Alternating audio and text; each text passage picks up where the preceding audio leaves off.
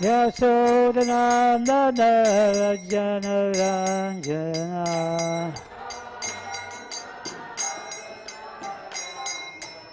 Yamuna Tiravanachari Jaya Radha Madhava Kunjabihari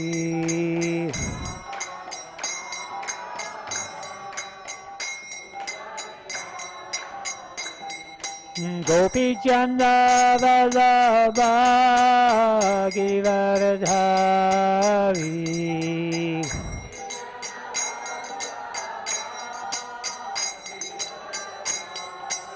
Yasodhanandana Raja Janaranjana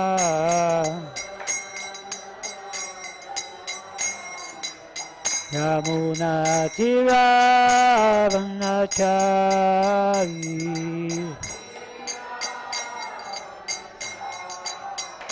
Jaya Radha Madhava Kunjabihari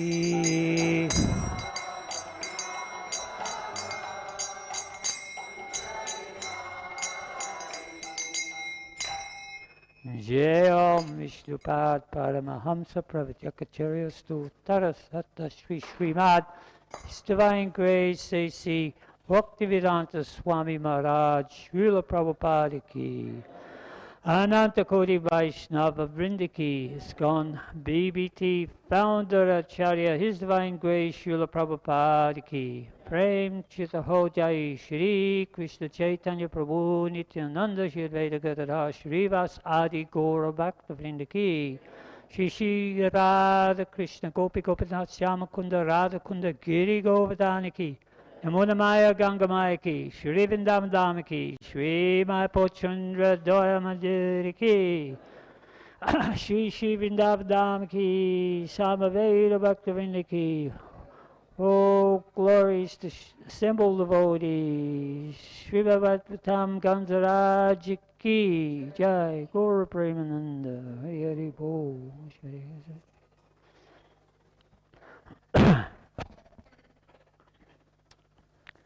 Om Namo Bhagavate Vasudevaya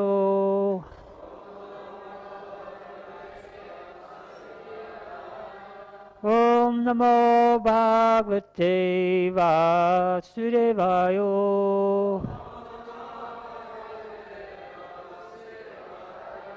Om Namo Bhagavate Vasudevaya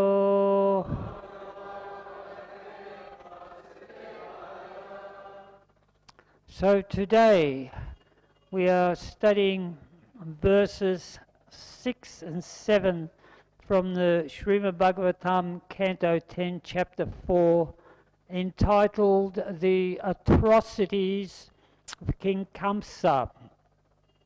So I will read text 6 because there is no purport, and then we can all chant the seventh sloka number 7.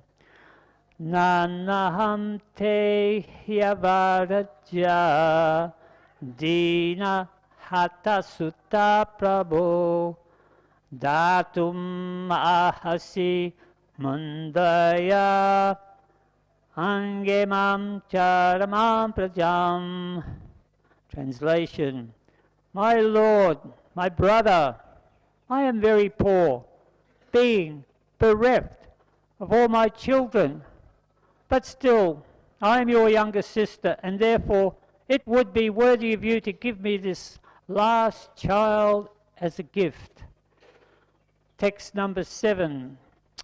Shri Sukha Uvacha Upaguyat Majam Evam Rudat Yati Nadinavat Yachitastam Vinirvatsya Hastada chichide kala. Shri Sukha uvacha. Upaguyatmajamevam.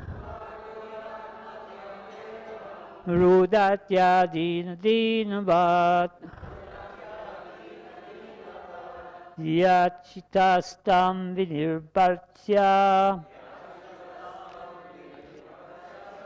Hastadachi chite kala.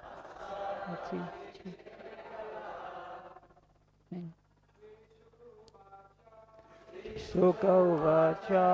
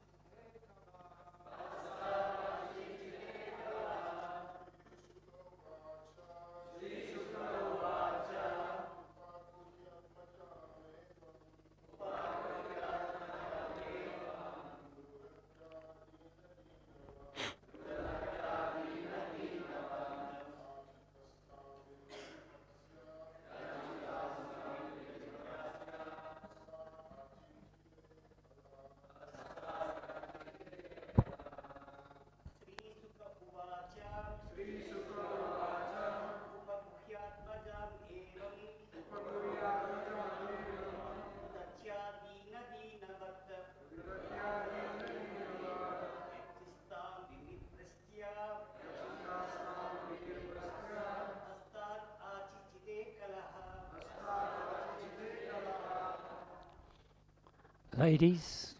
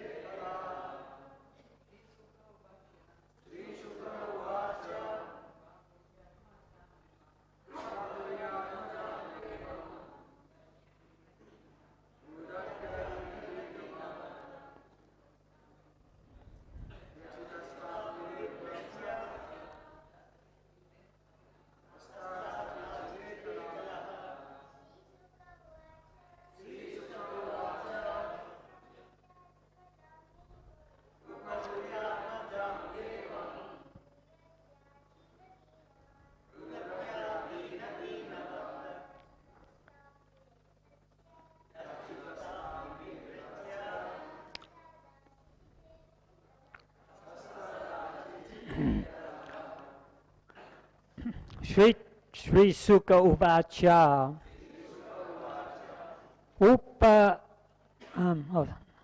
Sri Sukadev Goswami said,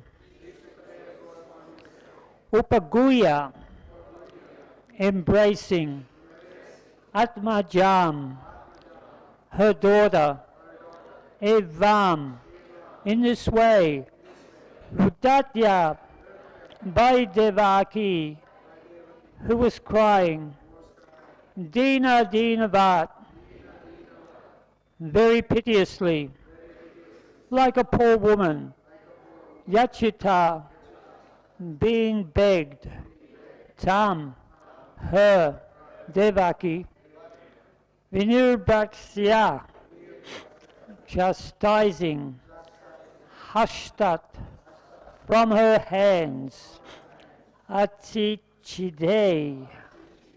separated the child by force. Kala, Kamsa the most cruel. Translation.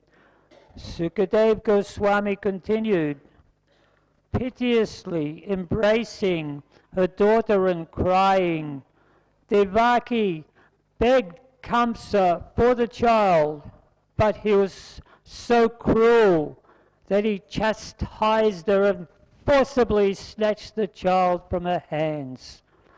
Purport. Although Devaki was crying like a very poor woman, actually she was not poor, and therefore the word used here is dinavat. She had already given birth to Kamsa. Therefore, who could have been richer than she? Even the demigods had to come to offer prayers to Devaki, but she played the part of a poor, piteously afflicted woman because she wanted to save her daughter of Jasoda. Om Agyanat Timirandasya Jananjala Chalakaya Chaksurun Militam Yena Tasmei Shri Guruve Namaha Durgame Patimendasya Skalatpate Gatirmoho Swakripa Yushtadanena Shantu Shantu Avalambanam. So I am very grateful for the privilege and opportunity to be asked to say some words from the Srimad Bhagavatam in such a august astute assembly of Vaishnavas. So we are continuing on with Devaki's plight. Yesterday we were discussing the same situation. So 3 times now Sukadev Goswami has mentioned in the translation that Devaki is pleading with Kamsa, please give the boy as a gift, give the girl as a gift. It's not a boy. The prediction said a boy was going to kill you. It's not a boy, it's a girl. Therefore, this has nothing to do with the prediction. I am poor, I'm bereft of all my children, so please give this last one as a gift. So, as was discussed in the purport yesterday, at first Devaki tried to employ skillful diplomacy. Just like in the purport today, here it says that she is actually a very, very exalted personality. She is not poor at all. She's the highest level devotee, the mother of Supreme Personality of Godhead. And she's been worshipped by the demigods, but she's coming across as poor so she can save this last baby girl, her daughter. So, in the Bhagavad Gita, chapter 10, verse 34, talks about the qualities of women that Krishna says that Kirti Shri Vak Cha Narinam Smriti Meda Driti Kam Shama. That among women I am fame, fortune, fine speech, memory, intelligence, steadfastness, and patience. So Devaki was endowed with all these wonderful qualities, and she was using the utmost of her ability as a woman to try and stop this Kamsa from snatching her baby. So yesterday we're also discussing in the purport, Mataji discussed it very nicely, how it is mentioned that despite these qualities that women have, it's still not deemed suitable that they become leaders of the society. So I just want to discuss that, elaborate on that a little bit, because I have to say that now this time is so much different from the times before. That in the times before, the leaders of society were all the kings who observed the Kshatriya code. So in Bhagavad Gita, it tells us in chapter 18, verse 43, Suryam Tejo Driti Daksham Yude Chapya Palayanam Dhanamishvara Bhavascha Chatram Karma Svabhavidyam, that heroism, power, determination, resourcefulness, courage in battle, generosity, leadership are natural qualities of the Kshatriya. So it is expected that the leaders of the particular Vedic society, the kings, that would be at the forefront. They would be courageous. They would be well versed in the art of fighting. They would be strong, vigorous, and they would be at the head of their army. And not only that, but they were very skilled in diplomacy and resourcefulness, and often other qualities like coercion, and they would have to engage in activities like perhaps give their sons and daughters in charity to the kings of the opposite kings opposed to them or next to them, to make a treaty. So even though the daughters may be unwilling to marry the king from the next kingdom, still they were obliged to do so on the order of the king. This has been, these incidents are there throughout the pages of the Srimad Bhagavatam, and at different times they've caused great angst because the daughters did not want to marry the kings nevertheless. So all these qualities of fighting in battle and so on and so forth. So the Manu Samhita states that women should not be doing this for the protection of women. That is not their dharma. As I said, their dharma is intelligence in another way. So that is not in a woman's nature. So Devaki, she realized that whatever diplomacy she was trying to use on Kamsa was not working. So she began to plead. So this is where we have, my Lord, my brother, I'm very poor, bereft of children, I'm a younger sister. So, and she's saying like, this girl, she has nothing to do with your prediction. All my other children are vanquished. Women are meant to be protected. Please make a gift. It's just like in the West, there is always the saying, the damsel in distress, right? So sometimes when you see some poor lady crying piteously that she's definitely in need of a help, any man who's soft-hearted would come and try to offer some sort of help, because that type of situation of a lady crying melts the heart of a man. What to speak of somebody's sister? In the case of Draupadi, when Draupadi was dragged out, she's lost, Yudhisthira lost her in the gambling match, so she was dragged out in front of the assembly of the Kurus, and the order was given to disrobe her.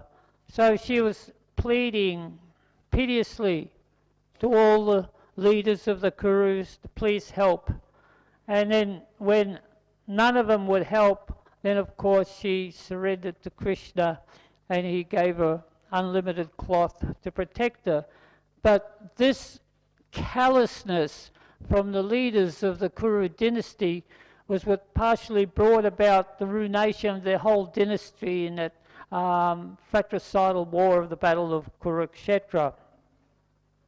So similarly we have Kamsa here. He's turning his back on Devaki's pleas. So I would just like to spend a little bit of time to delve into the nature of Kamsa. So what we have to understand from the beginning was that Kamsa was an enemy of Vishnu in his last life. He was born as Kalanemi, and he was in that big war between the demigods and the demons. There was such a intense war that Lord Vishnu had to come and fight to help the demigods overcome the demons, and he was personally fighting with Kalanemi, and he killed him. So then the demons, they took Kalanemi to the spiritual master Sukracharya, and Sukracharya revived him, put him back to life, and he went to fight with Vishnu again, and again Vishnu killed him. We see that picture in the 8th canto of the Srimad Bhagavatam where Kalanemi is sitting on the lion, this ferocious demon. He's got the spear, he's throwing at Lord Vishnu. Lord Vishnu's there on Garuda. You know that picture? You've all seen that picture? So he was once again vanquished. So usually when a demon is vanquished by the Lord, the demon attains liberation. There's so many instances of that. But in this particular case, Kalanemi did not achieve liberation. Instead, he got another birth as Kamsa. So, therefore, this was his third birth, at least, as a demon. So, this time,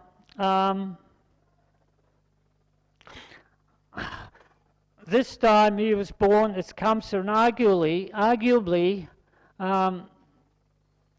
Kamsa was the greatest demon there in Krishna's time. There were so many demons. I've sort of raking my brain through all the demons that Krishna had to fight, but Kamsa was the greatest. For him, Krishna was his eternal enemy. It didn't matter whether it was Krishna or Vishnu. To him, that was the same. Krishna was Vishnu. And so he, right from the beginning, as a young prince, he began to create havoc. He plundered the brahmanas, stopped the sacrifice, took their wealth, had no remorse in killing. As we can see, it was nothing for him to kill babies, and he harassed the citizens for taxes, and there was no protection. In fact, he didn't have enough power, so he locked his father, King Ugrasena. He locked him in jail, and he took over as king. So he would be the proud king. He imprisoned his father. And of course, he spread this fear right throughout, everywhere, throughout the whole province, throughout India. So I was trying to think of a greater demon, and I came up with Jarasandha. Right? So Jarasandha, he was a contender. That he was first of all related to Kamsa. That he liked Kamsa, they were allies, so he gave him 2 of his daughters. So Kamsa was married to his daughters. And Jarasandha, well, we know about him that he used to fight all the kings in the local areas, the small kingdoms that there were. There must have been like so many kings, because he imprisoned 900 kings. And he was going to keep going until he got to 1,008 kings in prison, and then he was going to sacrifice them all to Durga. So, he was a force to be reckoned with. And when Kamsa, I've got to sort of go in and out of time here. There's no time sequence, but there's a general sort of drift to describe the mood of Kamsa. So when Kamsa was vanquished, then Jarasandha, we're just talking about the glories of Jarasandha here, the infamy. So Jarasandha took it upon himself that my son-in-law has been killed by this Krishna, who he didn't like in the beginning anyway, because he didn't like Vishnu. He was inimical, being a demon. No demon likes Vishnu. So he declared war on Krishna. and he amassed this great army, and he fought with Krishna, got completely smashed, come back and got another army and another army. Each time he got completely devastated, till it was like 17 times that he had been vanquished. But still he was there. So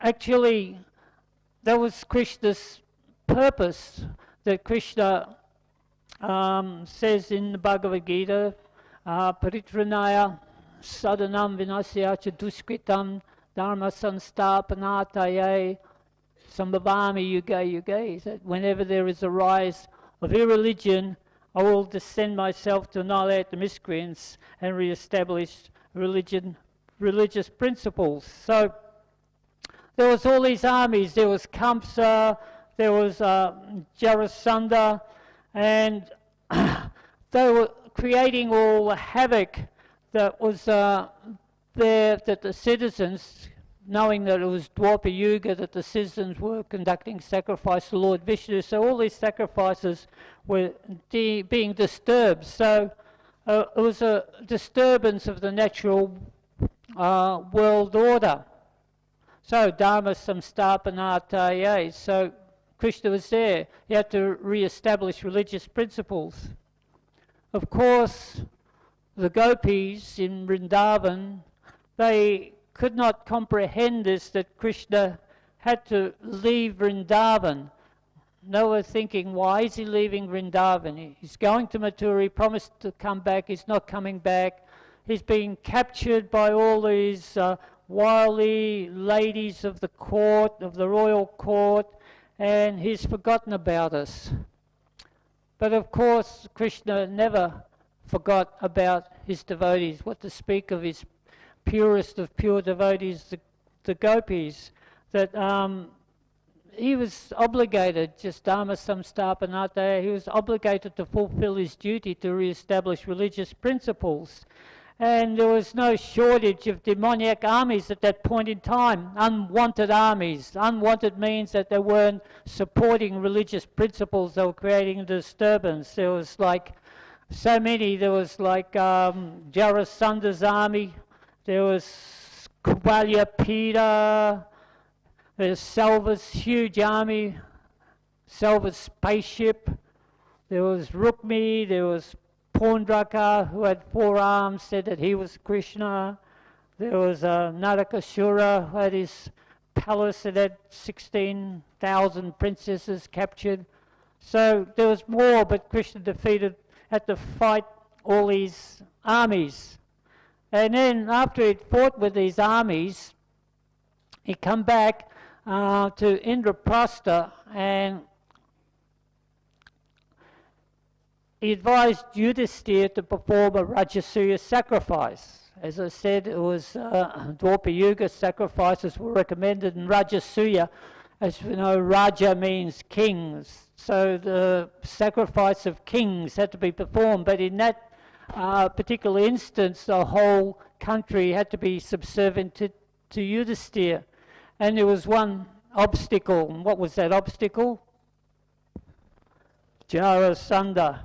That he was there. He was actually languishing in the fact that he thought he beat Krishna, because in the last battle when he fought with Krishna, Krishna had to retire from the battle and quickly go and snatch Rukmi from the jaws of being married to Sisupal, right? So Rukmini. So he had to take her, so he had to leave the battle.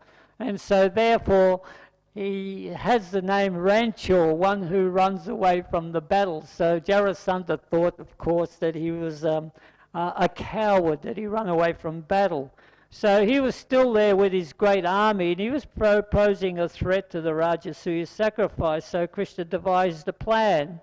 So he himself, Arjuna, and Bhima went to visit Jarasandha as Brahmins, so they dressed up in Brahmin clothes. And the thing about Jarasandha was that he was partial to the Brahminical culture, that he honoured Brahmins. So when these Brahmins came to his palace, he thought, these are strange-looking Brahmins here.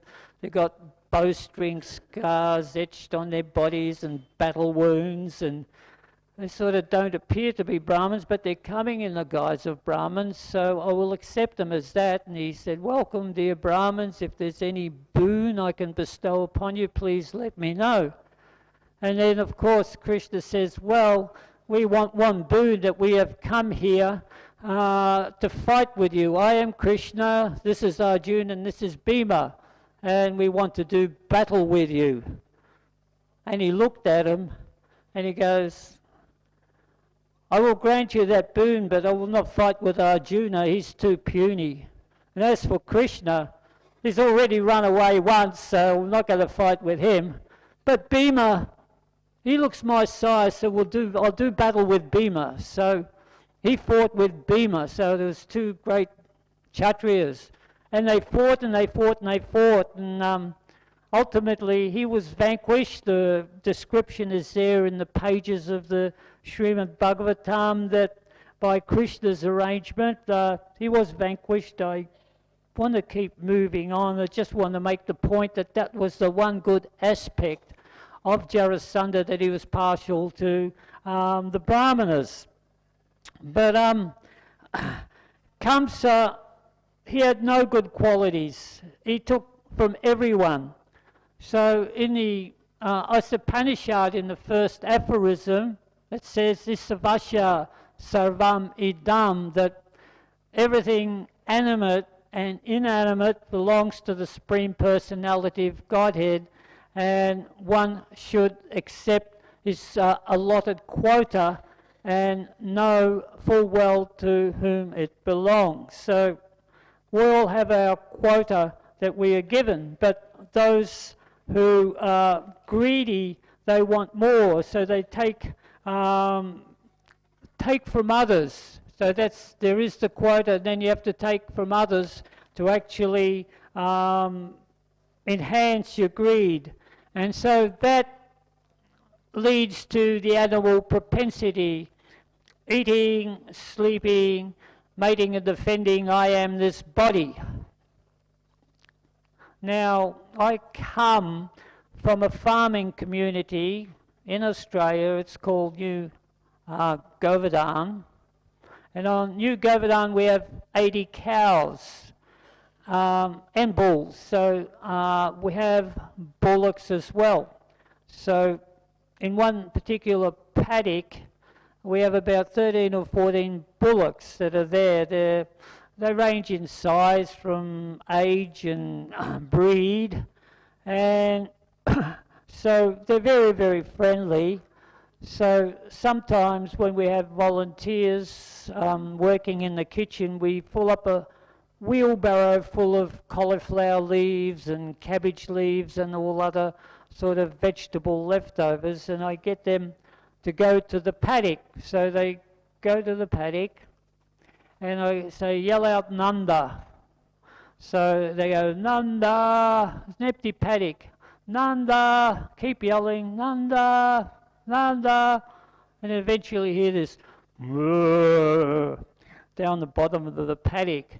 And then a bullock pokes its head around and sees that we're there, and he starts walking, and then another bullock sort of trots past it, and then all of a sudden, within a couple of seconds, the whole herd is rushing towards us. So usually the lighter bullocks get there first, and they start eating all the good stuff, like all the vegetable, all the cauliflower leaves and the cabbage, the succulent ones, and then Nanda comes along, a big bull. And when Nanda comes there, then they all scatter, right? And Nanda's got the whole table on the ground. So he's eating all the good stuff. And he hangs around. They're all waiting for him to finish, the sort of like sad look in their eyes. And finally, when Nanda's finished, you think he'd go away, but no, he just hangs around there, just saying, you know, I'm here. And Krishna Kirtan, he tells me that when they're at the water trough down the bottom of the hill, Nanda would go to the water trough and he'd drink his fill, and he would just stay there. He just wouldn't let the others drink. He just stayed there and stayed there, stayed. The other bulls went, nope, just stay there, right? So, this is mine. So that is the animal propensity, I and mine. So, of course, Kamsa, he accumulated so much, and the wealthy people, the greedy people, they accumulate so much, they wonder, what are they going to do with their wealth? What can they possibly do with that wealth? Well, you can only eat so much, can't you? You can only sleep in a nice situation. If you could get to sleep, doesn't matter where you sleep half the time, you still can't get to sleep. Eating, sleeping, mating, that's limited, defending. So, but there is the fame, the adoration, and the distinction. So in the 15th chapter of the Bhagavad Gita, of the 16th chapter, in the divine and the demoniac, the 16th chapter, isn't it? Yeah. So it says there's 3 slokas. It talks about the demoniac nature. So much wealth I have today, and I'll have more tomorrow in the future. All this is mine. I'm accumulating this, and he's my enemy. I will have him killed, and I'll have others killed also who are with him. I'm the Lord of everything I survey. I'm the supreme enjoyer. I'm the richest, and I have these aristocratic relatives, and this will enhance my fame. So this was exactly the thinking of Kamsa. It's just like, you can see him thinking like this, saying this, I'll be aristocratic. So at that point in time when there was that marriage of Devaki and Vasudeva, so I will drive my brother-in-law's chariot, so I'll be famous, I'll be generous. So he's driving the chariot of his brother. So aristocracy is there. So for the citizens of Mathura who've been suppressed so long by Kamsa, this was a glimpse of happiness there, that they see that this beautiful parade. And then there was a voice in the sky, "You fool, Kamsa, don't you know the 8th son of Devaki is going to kill you?" What? Kamsa, someone was going to kill him. So there was a shift in his mission statement from driving around with his aristocratic relatives. He relegated them to the position of enemies, pulled out his sword. He's going to cut the head of Devaki because she was going to be the bearer of the son who was going to kill him. So that was the nature of the demon. Only by Vasudeva's logic, he could convince Kamsa, I'll give you the sons, I will give you the sons, let's keep going as it was. So, of course, after that he was imprisoned. And actually that was the turning point. That moment was the turning point in Kamsa's life, because someone was going to kill him. And ultimately, Narad Muni came to him and told him that you were Kalanemi in your last life, and guess what? Vishnu killed you twice. So he knew that Vishnu was coming back to kill him. It had to be Vishnu. He was immortal. Who else was going to kill him? So then, it's sort of like his enjoyment wasn't as great anymore. He didn't get the thrill of sense gratification anymore. It's just like we can say sometimes in Australia, when we have this very crude ceremony of a wedding party, that the bridegroom, brides also, but bridegroom goes out on the town with all his friends and gets intoxicated to have a so-called, inverted commas, good time. So they might go out on a boat on the river or something, and his best man falls off the boat and drowns. It's a bit of a dampener for the party. You can't enjoy the party as much as you did before. So this was the case of Kamsa, that it was a turning point, that he kept thinking about this situation, that someone was going to come and kill him.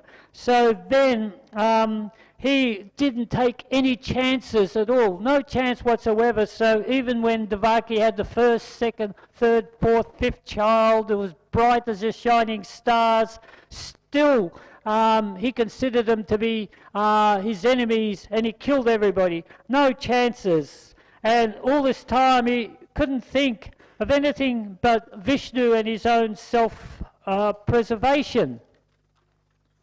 So this is a situation in the world as we have it, that Prabhupada says that this is a godless civilization, it's a godless society, and as such there is the boundaries, there is no boundaries. So this world is all about protecting itself. So protection is a big business.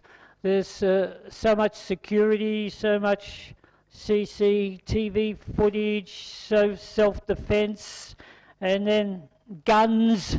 In America, people have guns and they shoot each other. So on a broader scale, the nations, they arm themselves, they tax the poor citizens to buy all these weapons. They spend a prolific amount of their economy just arming themselves against the neighbouring states. So that is the system of defence. So that is all to do with fear, that a fear that your liberty is going to be taken away, and ultimately you could be killed. So that is the greatest fear. So Kamsa became more and more wired up, thinking about Lord Vishnu as the children were subsequently being killed one by one.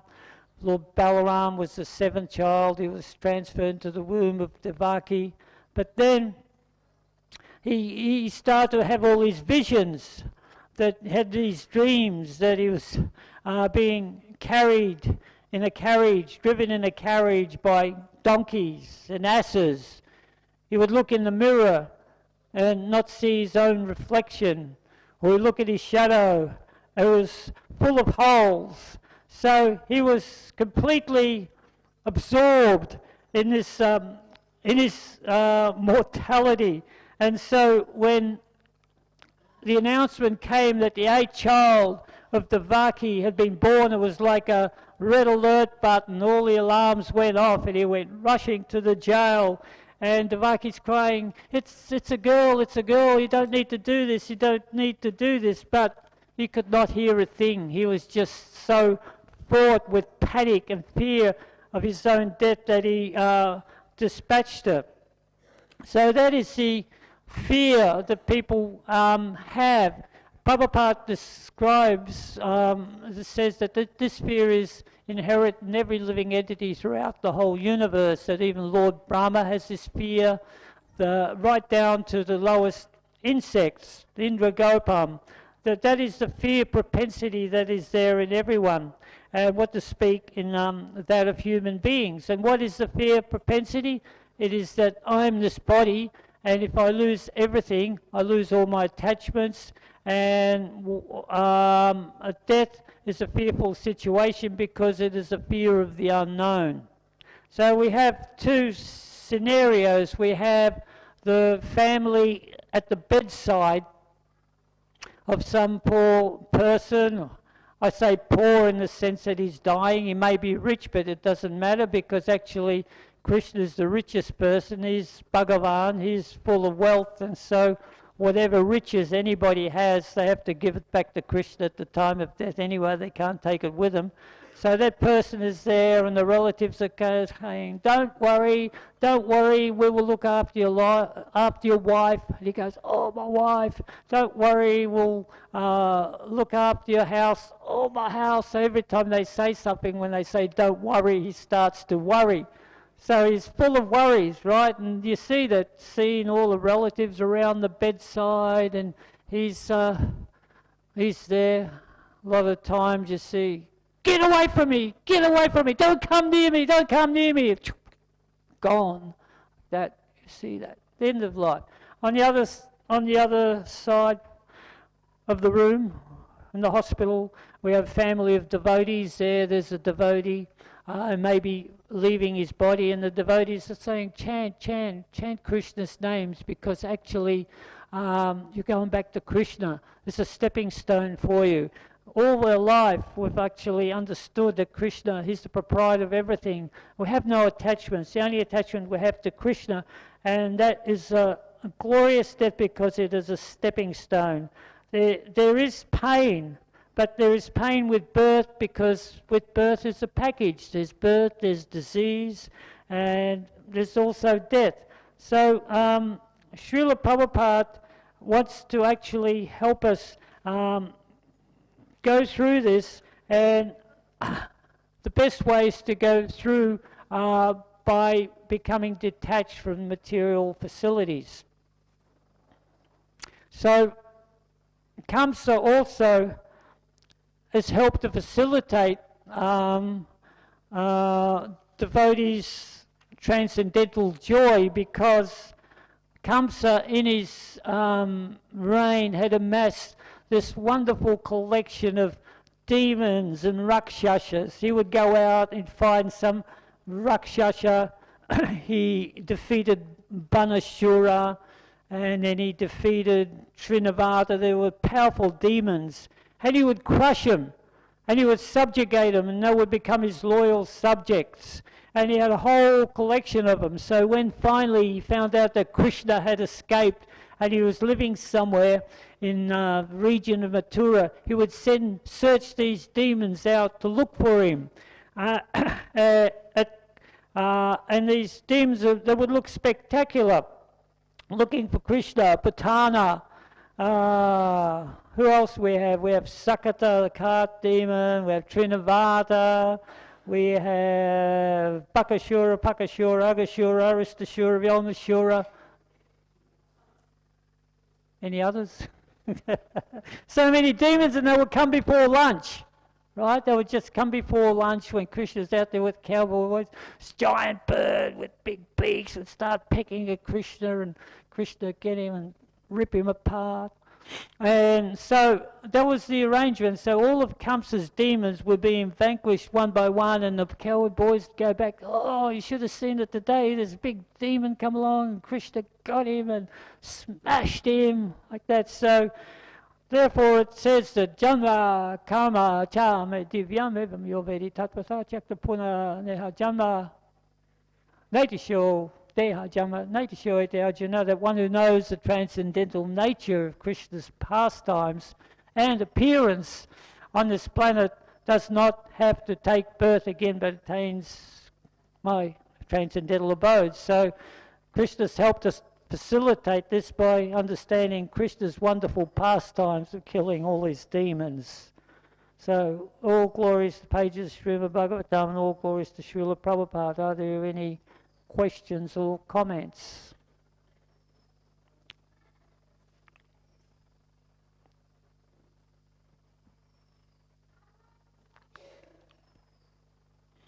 Hare Krishna, Hare Krishna. Jai, all glories, Srila Prabhupada ki.